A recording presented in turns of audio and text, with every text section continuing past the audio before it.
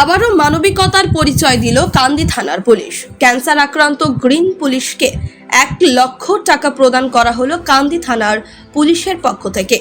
জানা গিয়েছে, মুর্শিদাবাদের কান্দি শহরের জীবধরপাড়া এলাকার বাসিন্দা ধর্মবিত্তার বনমেরো ক্যান্সারে আক্রান্ত। চিকিৎসার জন্য বেঙ্গালুরুতে চিকিৎসাধীন। বাবা রবিন বিত্তার পেশায় রাজমিস্ত্রি।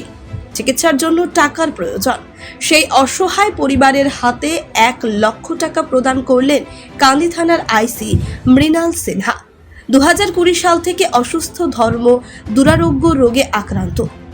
কান্দি থানার পুলিশ অফিসার ও কান্দি থানার আইসি তারা নিজেদের উদ্যোগে এই 1 লক্ষ টাকা তুলে দিলেন রবিন বিত্তারের হাতে।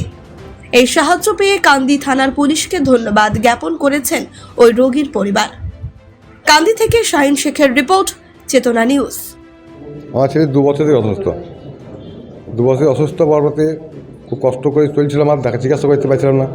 তাই কান্দি থানা আইসি ডেকে পাঠিয়ে আমাকে 1 লক্ষ টাকা দিল, দিয়ে বললো আপনি চিকিৎসা চান, আমরা পাশে আছি।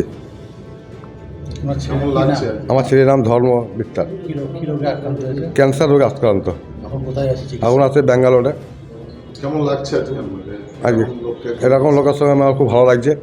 এই কারণে ডেকে পাঠিয়ে আমাকে 1 লক্ষ টাকা দিল, দিয়ে ছেলের চিকিৎসা চালান, তারপর আমরা পাশে আছি। কি কাজ করতো আমার ছেলে? আমরা ছেলে সিভিক পুলিশে কাজ করতে সিভিকের কাজ করতো। আমার নাম রবীন বিত্তার। কোথায় বাড়ি আপনার? আমার বাড়ি জীবধরপাড়া, সন্তোষ সিংহ পাড়া আমার বাড়ি।